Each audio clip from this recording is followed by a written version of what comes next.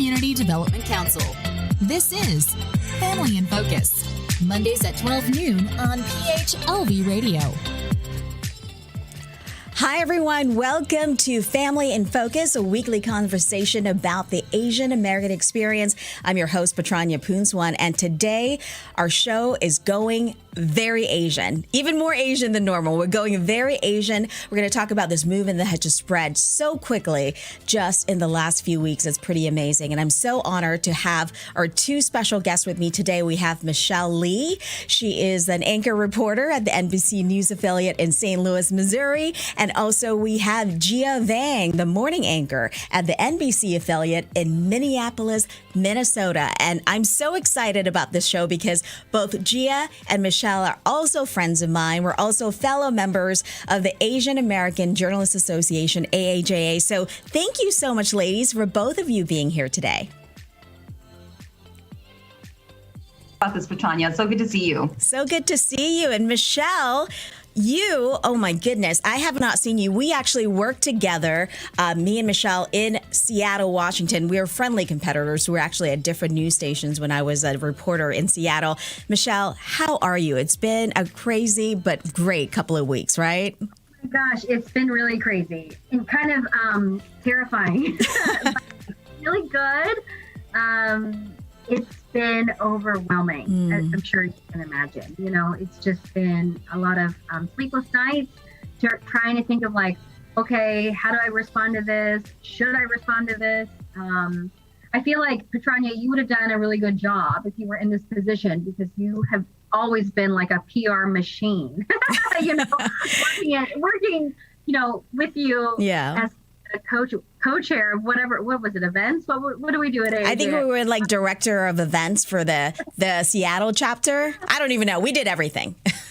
Tanya did everything. And I did a couple things. You're amazing. You handled it really well. Well, Michelle, for people who are not aware of this hashtag They're Asian that just kind of been spreading like wildfire, not just across the country, but around the world, this all started with just a news segment that you did, right, at your station in St. Louis. This segment that you got voicemail from one of the viewers, and then you put this voicemail on social media for people to hear what they had to say. And this just kind of started this whole thing. Right. So I did a very quick segment on what Americans eat for New Year's Day, including like greens for prosperity, you know, whatever it was. It was like greens, pork, cornbread, whatever. And so I just threw in a line that said, or I just threw in an ad lib line. It was intentional, and I okayed it with the producer, but I said, hey, I'm just going to add something about what I ate. And my producer was like, sure. So I said, well, I had dumpling soup because that's what a lot of Korean people do. Right. A lot of Korean people do like tteokguk, which is like rice cakes and put dumplings in it. You don't have to, but who doesn't want dumplings in their soup? So a lot of people, a couple of people responded right away and said, oh my gosh, thanks for saying that. And then I got a voicemail, which has now since gone viral, from a woman who said she was offended because I was being very Asian and that I needed to keep my Korean to myself. And if a white person had said what white people ate, they would have been fired, which I thought was ironic since I literally had just talked about what white people, I guess, ate for New Year's. So so that's how that all started. And then actually, so I posted that video of me listening to that voicemail, and Gia responded with Hmong food and came up with the hashtag Very Asian. She reclaimed it. Yeah. And so Gia, what was your response when you heard that voicemail, right? And then you immediately and I know you and Michelle have been friends for a while. So what was your immediate reaction to hearing that? My immediate reaction was actually laughable. I was kind of like, oh my gosh, this woman, why would she say very Asian? Why would she say it was annoying? Keep your Korean to yourself. So I honestly thought it was laughable at first. But then I think once you have a moment to really sit with it and really hear what she's saying, that's when kind of the hurt sets in.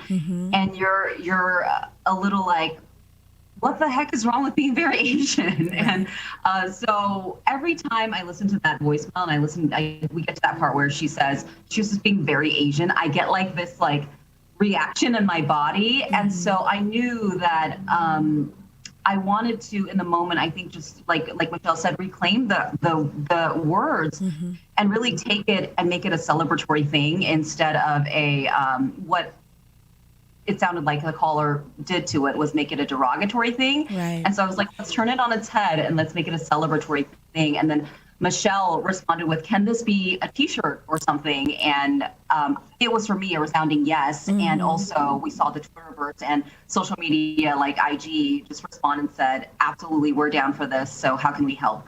Yeah, and you expand it together basically, and just this just took off. I mean, and you, Gia, responded, but not just you, but really the whole kind of social media world, especially, starting with Asian American journalists, including myself. We just kind of use this very Asian hashtag. And instead of something that was not so nice coming out of that voicemail, Michelle, you got just an outpouring of very Asian positive hashtag, hence a very Asian positive movement. So tell me some of the response that you got that you were just like, whoa, this is mind blowing. It was great because people started sharing what they ate. They started sharing their traditions. They shared pictures of their families. It was really awesome to see. And then as more people started sharing, I actually got a lot of texts and responses from people who maybe didn't feel as empowered as they should in the AAPI community. A lot of adoptees, a lot of mixed folks, who are like, I just never felt like I could really stand up and say something in the AAPI community. But you, because you're adopted, I felt connected to that. Like I felt seen. Right. And so that was really cool. And then also just had a lot of hashtags in solidarity. My favorite one was openly Black. I love it. Jewish. Yeah. So I thought those were really cool that people were saying also, we respect you. We want to be a part of this self-acceptance, self-love feeling, so that was really cool. And, I think what kind of came out with that kind of stood out to me is this woman who left this voicemail is just kind of lumping us all together. Like we're used to that. Just kind of like it's just very Asian, and like you are Korean American. You have a very unique story, having been adopted by two white parents. And Gia, you're a Hmong American, and you have told your story and talked about that. I'm a Thai American, and we're all very different, right? And Gia, talk to us about that. I mean, I'm sure as an Asian American and Asian American journalist, you've gone through that experience where you just kind of lumped together, and it comes in different forms, right? But that's been an experience for many of us. Yeah, absolutely. I mean, I think what the caller was doing in this moment too was othering us, and we have all, I know, experienced the othering when you're Asian American, right? It's like you're not American. You look like a person from another country, which, we all know the fact is we're all Americans. And so the othering and then the double downing that Michelle has talked about of, one, she's being very Asian and annoying, and then two, she can keep her Korean to herself.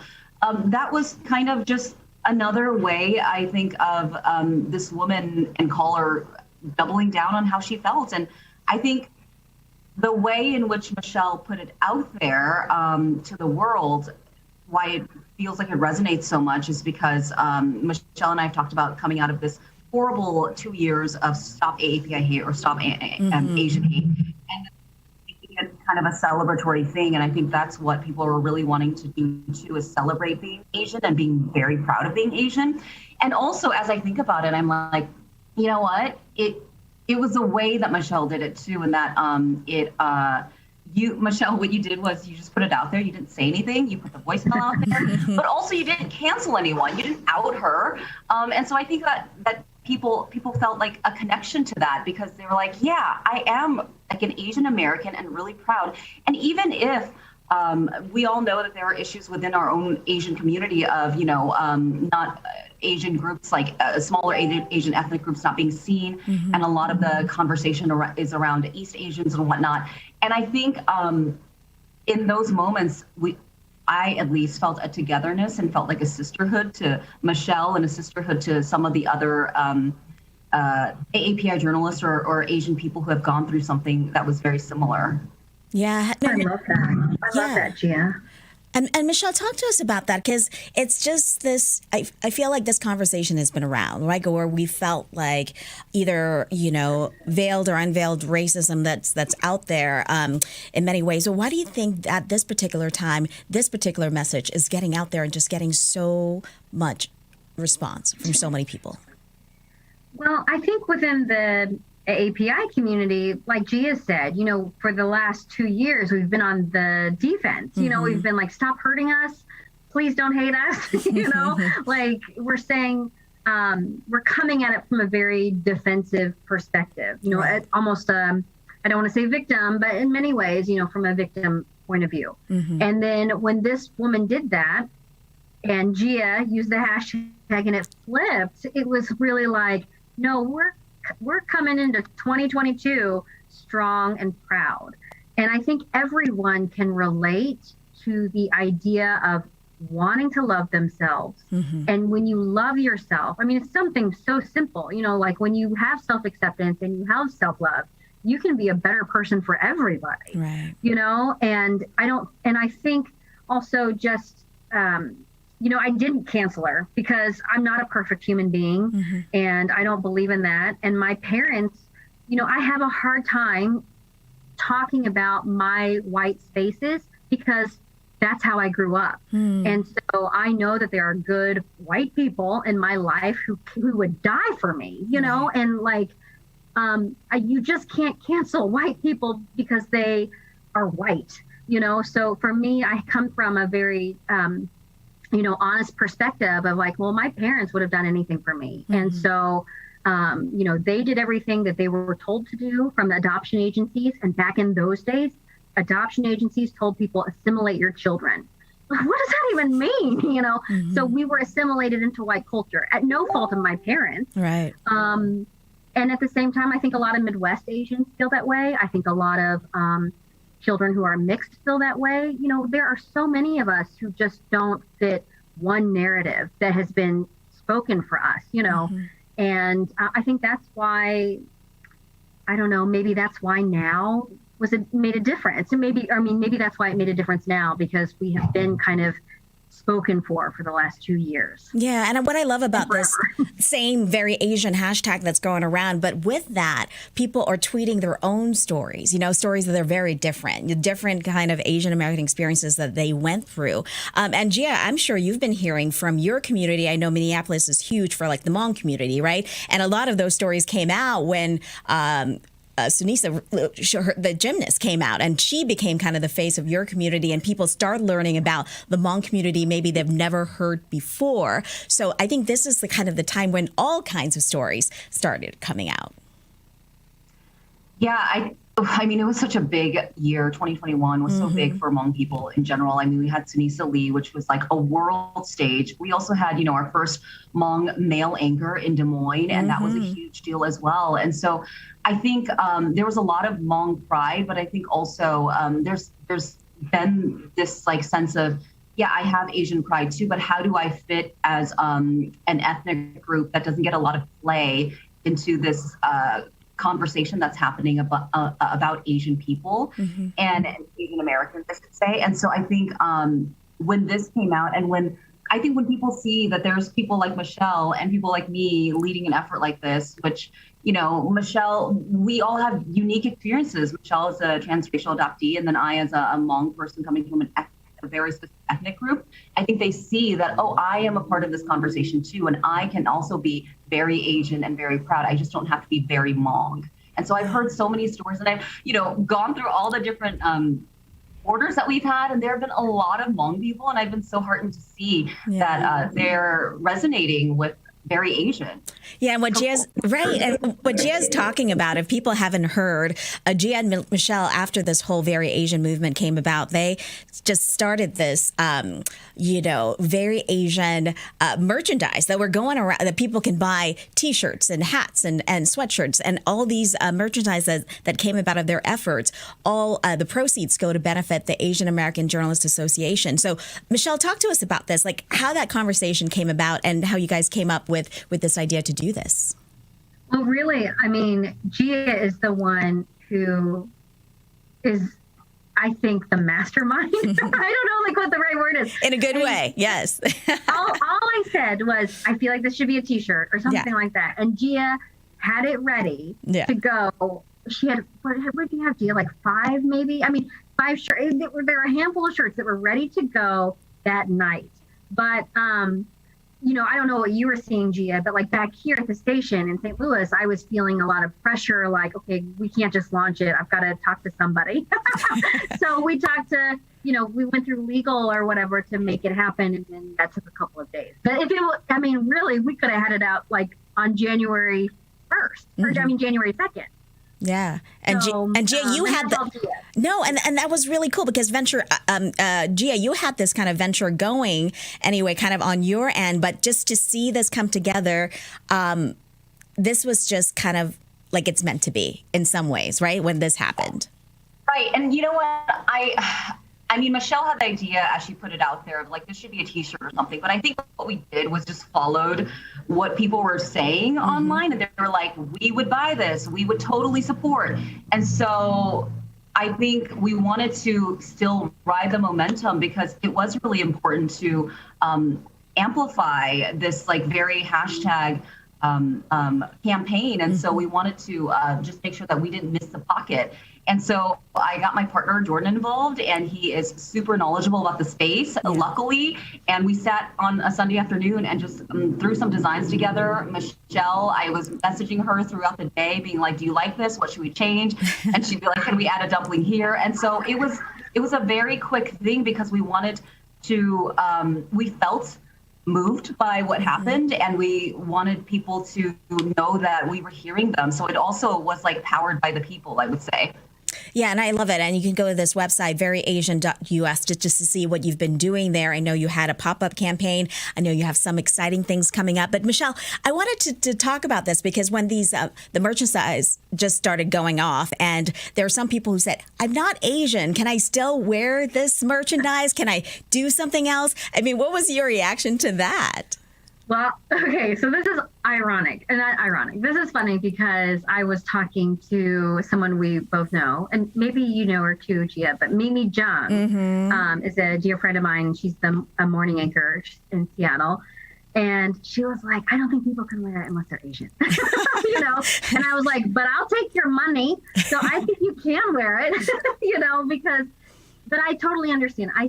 What I said was, I feel like if you are moved to wear it, then wear it. Like, you have my blessing. I'm giving, not that anyone needs my blessing to wear a t-shirt or wear merchandise, but I feel very strongly like, you know, it's the same thing. Like, then we're just making a judgment on who gets to wear things. And this is not about judgment to me. If you're comfortable wearing it, then go for it. Because, you know, like my mom would have worn something like that, you know, as a white woman. Now, looking forward, you know, maybe you get more specific merchandise, like very Asian friend, very Asian mom, you know, like, I don't know. But I love it. To me, I was like, yeah, wear it. If that moves you and you want to have a conversation about it, be prepared to have probably a conversation about it, but wear it, support it. If you don't want to wear it, but you want to support the cause, you can donate directly to AAJA, which is what I told people.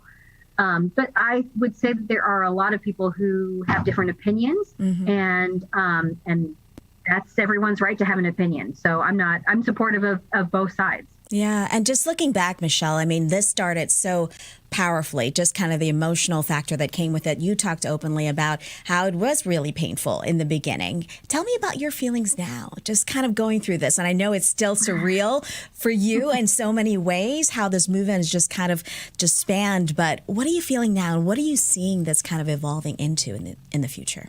Well, I'm feeling right now, my feelings are, I feel like I've been really humbled, and I'm feeling a lot of gratitude. So, and also a little scared, you know, because I want to move forward, but I don't want to be like a spokesperson for everything that's perfect about being Asian. You know, I'm not a perfect person. Right. I've made mistakes. I make mistakes, and I will make mistakes, you know, but I hope that what people will see is someone who wants to learn, you know, and someone who is doing the work, and then maybe is inspired to do that themselves. So going forward, there are a lot of things that Gia and I have talked about offline. What that looks like, I don't know. But I do think that there is support. And so we recognize that there is support.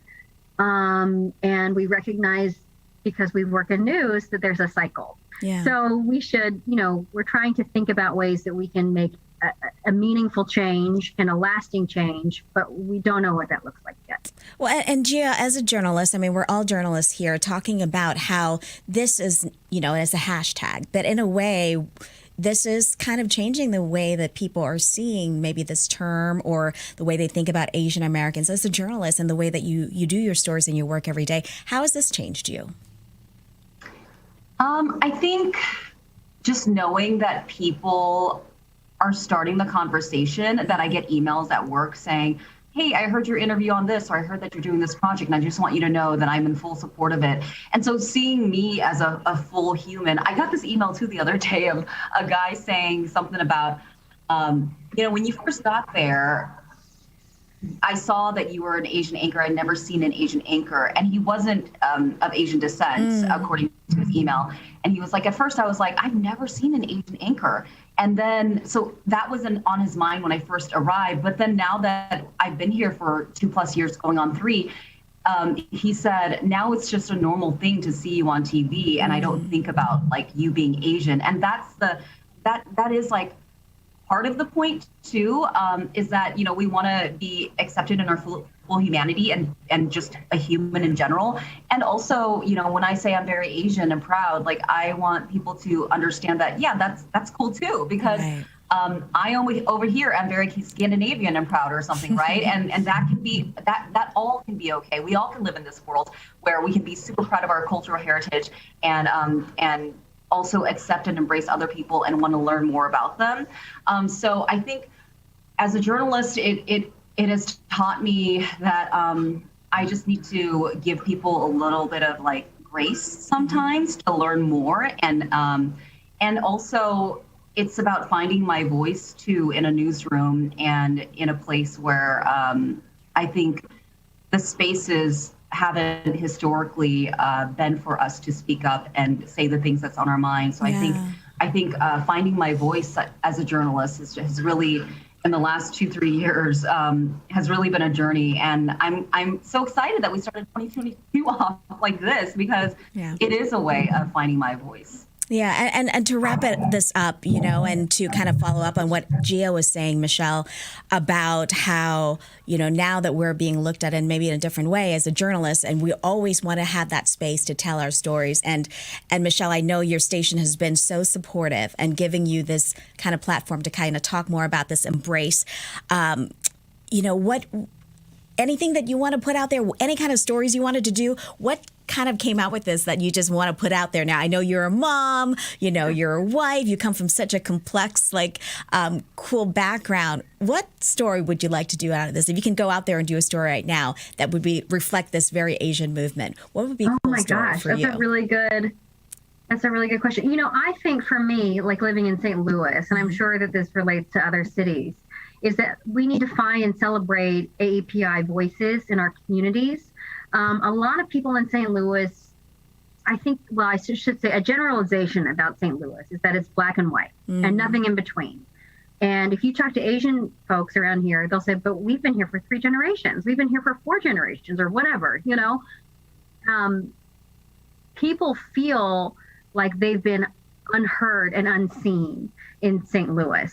And for instance, living in Seattle, you've got the Chinatown International District. You've got a great Chinatown in San Francisco. Well, what people don't realize is in St. Louis, we had a 100-year-old Chinatown that was actually demolished in 1960. It was blighted for a stadium. And if you ask St. Louisans, they'll talk your ear off about toasted ravioli, the Cardinals, the Blues, all these things, great food. But they don't know about Hop Alley. It was here for 100 years. Wow. So to me, I'm kind of on this, I don't want to say mission, but I'm really interested in Asian American culture in St. Louis and uncovering and telling those stories. Because I think we did an AAPI special, it was an hour long at KSDK, was very proud of. And people related to it because they enjoyed the history, and so many people don't have that recorded history in their own cities. And St. Louis is not a small city. We've got great history here. And so we need to uncover it and share it. And people of all backgrounds would enjoy it. Yeah, I love that. I love that. I know that this is not the end, that this is just the start of something really amazing that you both have been such a big part of, this very Asian movement. I'm so excited that it's happening, and I'm excited for what's to come. So thank you so much to both Michelle Lee and Gia Vang. Thank you for all that you've done, the conversation that you've put out there, and just being this positive force in the world. And I'm just honored to be able to, I think, of all the years we've known each other, this is the first time I got to interview both of you. So this made me even happier and very Asian. So thank you, Michelle, and thank you, Gia, for being on the show today. Thank you. Thank you so much. It's been a lot of practice being on the other end of this. It's so cool that I feel, at least feel comfortable with you, Pratanya, just knowing you for so many years. So thank you for having us. Yes, thank you. And great to see you, Michelle. Lots of love to your family as well. Thank you. Thank you, everyone. And thank you for watching this episode of Family in Focus. And we'll see you again next week.